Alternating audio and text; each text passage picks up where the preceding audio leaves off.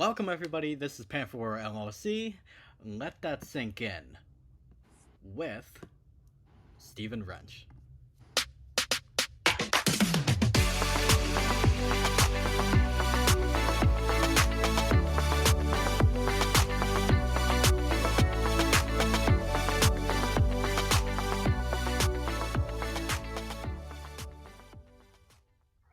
Alrighty. Thank you very much. Welcome, everyone, Hey, to welcome. Let That Sink In. Yes, sir. Welcome, Stephen. Thank you. So we do our little intros, and then we'll jump right in. If you know, the time is precious. Um, I am Anthony Ferrier, owner of Panfurware LLC, music publishing and sync. About a couple of years ago, I pivoted my IT consulting company to a music publishing company. I figured, hey, IT, tech, music, it's all the same. And it's been great. Eric, go ahead. Yep, my name is Eric Ziegler. I am a sync licensing agent for Panfurware LLC. I am taking the songs that we have in our library and I'm pitching them to music supervisors so that they can get them to the producers and showrunners, directors, and also getting the incoming briefs and finding a home for the music that we have in our library. Well, Yes, I'm yes. Stephen Wrench. I'm a lot of things. I'm not quite sure what sometimes, but been in the music business a long time. We own a company called Music and Film, where we do a lot of production. We've got about 1,000 gold and platinum records between us all, and we also do worldwide radio promotion.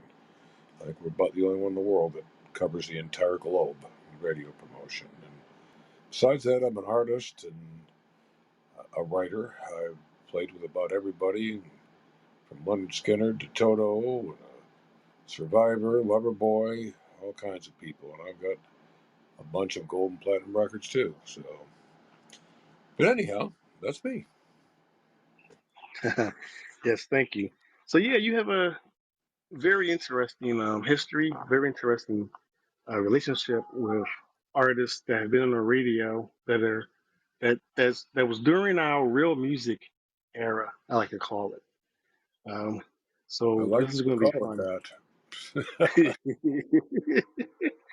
Yes, times have changed, but music doesn't. You know, good music still good music. You know, you can pop any good song no matter what year it came out, and you just even the young people could still, they can't deny it's good music, and that's why Well, you wonder if they'll be playing what they're playing on the radio today 60 years from now. I doubt it. I know, I know. Well, it's funny because our parents thought the same thing. My mom always said, what do you listen to that jumped up music for?" So each generation, has an opinion on the present generation's music. Time will Um, tell. so So, exactly. So where are you located, Stephen? I'm in Jacksonville, Florida. That's where I live. All right. Yeah, the Jacksonville Jaguars. Yeah, we got an office in Nashville too, but I live here. Yeah, the Jaguars are awful. So, I mean, they were good the first couple of years. That's it. That's all they could do so far. So, uh, anyhow, the River City, yes. So, right now it's hotter than hell. So, oh, I can't believe it because it's muggy up here in Philadelphia. So I can imagine it being triple down there. it was like 101 with the humidity and heat index was probably 115 Oh today. wow. Cold, put it that way. So, hot rather. So, Right. So let's but see here. I can pull up my questions here. So uh, let's go back to your background. From the beginning, when did you start getting into music and realizing that you can actually make money with this? probably I was 11 years old. I had no interest in music whatsoever. My older brother, was in a band. They had this talent show every year that gave away, I don't remember the amount, but it was like $100, which was a fortune then, and he bribed me to sing with his group with him. I guess I was like the Jackson Five, and he bribed me to come play with him and sing with him. So I did. I did it for a couple, 2, 3 years in a row, and got a good prize money out of it. So I realized, hey, there's money in this. But that's not why I do it. I mean, I do it because it's just in my soul. It's something I got to do, whether it's for myself or for an audience. It really doesn't matter. So the creative part, I mean, that just comes out. So, a lot of people draw, do other things. I write music. So, all kinds. Yeah, yeah. I was gonna say, yeah, you cross all genres, and it's really cool. You are a unique artist because you do write your own music. You write your own lyrics, and you write your own music, and like you said, kind of find out you can sing. So Yeah, I've got all kinds of co-writes with all kinds of people too. nice. And that's just the tip of the iceberg, since you also manage and do studio work. So let's jump into that part. Um, the the managing and studio part. How did you get into that? Well, I didn't want to be on the road anymore. You know, you can only be on. You're on the road 250 days a year. Okay, you got kids. You don't want to be gone 250 days a year. So it's like, okay, I'll manage. So I started managing, and I managed groups like Lynyrd, Skynyrd, Survivor, Toto, all kinds of people, and that's how I got into it. I just was tired of doing what I was doing and being on the road. And everybody knew I was a musician, so it's like, okay, it's a no-brainer. He knows the music business, he knows the road, and he'll manage us better than anybody else because at least he knows it from all angles. So there you go. Yeah, and that's what I found interesting about you is that you literally understand every angle of music, from the creation process to the business side, and that's a rare person. So that's pretty cool. Yeah, Um, I don't know if that's smart or stupid, but once you know what the business is, if you want to be in it or not. But that's what yes. kills it. What kills music is putting the word business with it. So if you leave the word business off, it's very enjoyable. How's that? I agree. I agree, and I'm sure those listening and that will listen agree also. I just had a conversation with a person that who is reluctantly a manager. They have a person that makes excellent music, and they just did not want them to get abused in the music industry, so they reluctantly became their manager, and that happens. You have to feel it, you have to love it, and you have to be loyal to it. Well, then you have the And luxury of whoever you're managing to get up and play with them too, now when you that's want crazy. to. When you That's want what to. I'm talking about. So, and I That's did all unique. the time. So, Wow. Now, going to I know that the agreement that we have is that you have a lot of masters because of your production and your record company. So today is plug day, free promo day. So explain how you created your record company and how you were able to use masters from years ago still to well, today, and also explain your radio system that you have too. let me start with the radio first. Since we were record labels, very active record labels, 50 before digital, okay? And we started promoting, we have want to promote something at radio, we have somebody do the Northeast of the United States, or part of this and part of that. Go over to Europe and they do England, but they wouldn't do France. And it's like, this is stupid. The whole world is connected. So we connected all the dots, and all of us have toured the world, me with people, I mean, partners with Bob Seger, and, and other groups and Ozzy Osbourne. We all knew that we had different radio contacts all around the globe because we've all been on tour.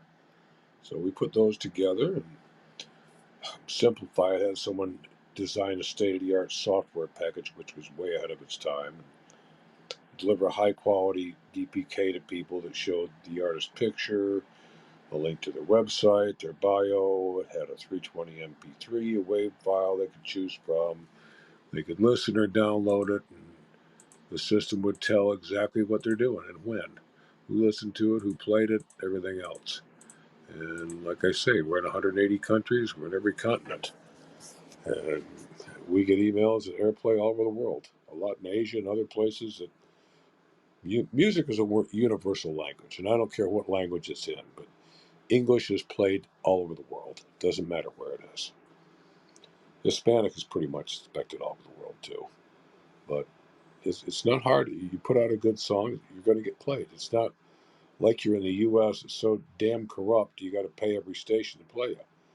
And I tell people you could be Donald Duck and sing off key, but if you have enough money, I can get you a Billboard hit. But it's a sad fact because I've done it several times with people. And, that's the way it is in the U.S. But outside of here, people listen to what they want to listen to, not what they're spoon fed by some huge conglomerate.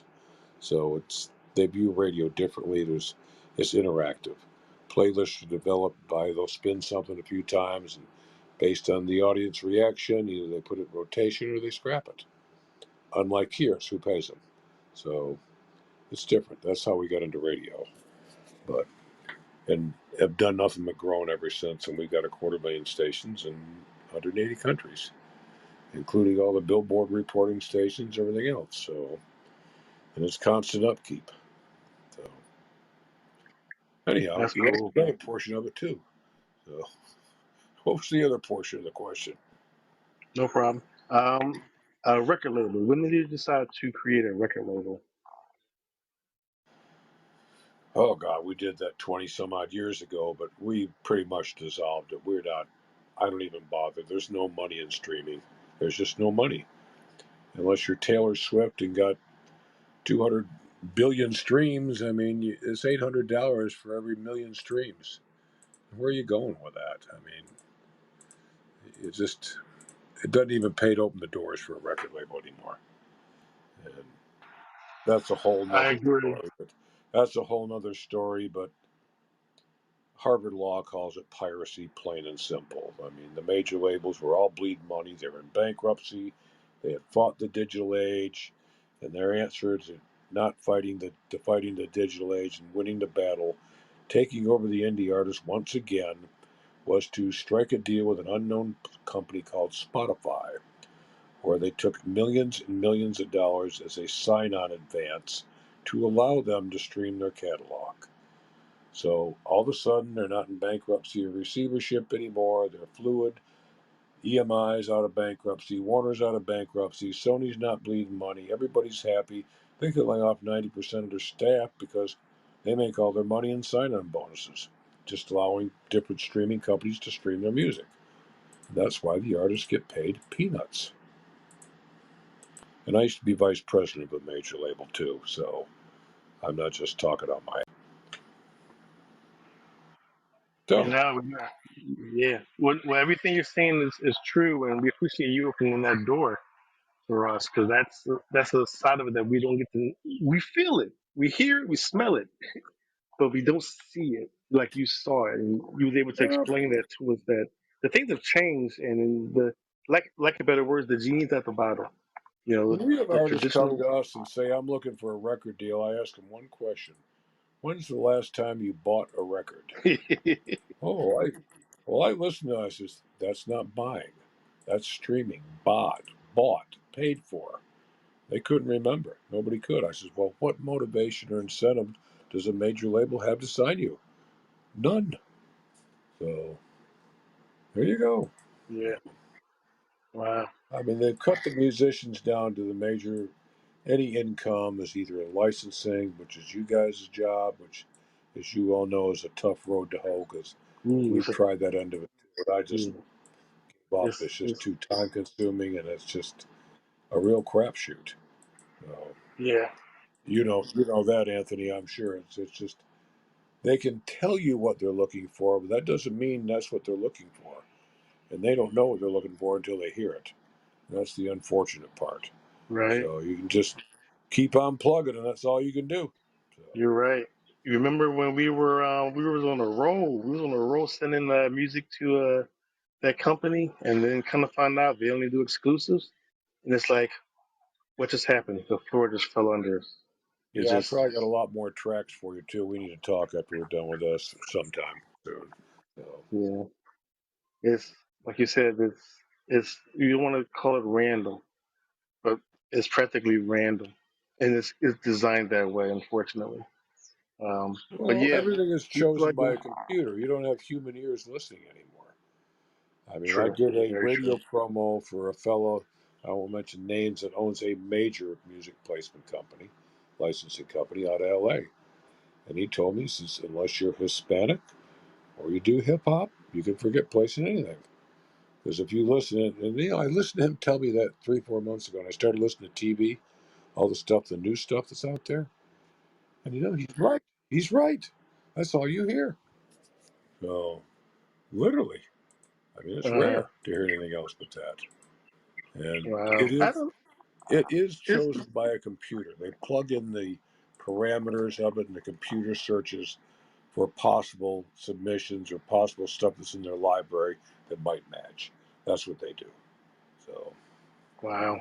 some program they have or developed, I don't know, but it's all done by computer, not by human ear. So, Wow. if you don't tag it right, you're not going to get picked up. Put it that way. So, Wow. I hear you.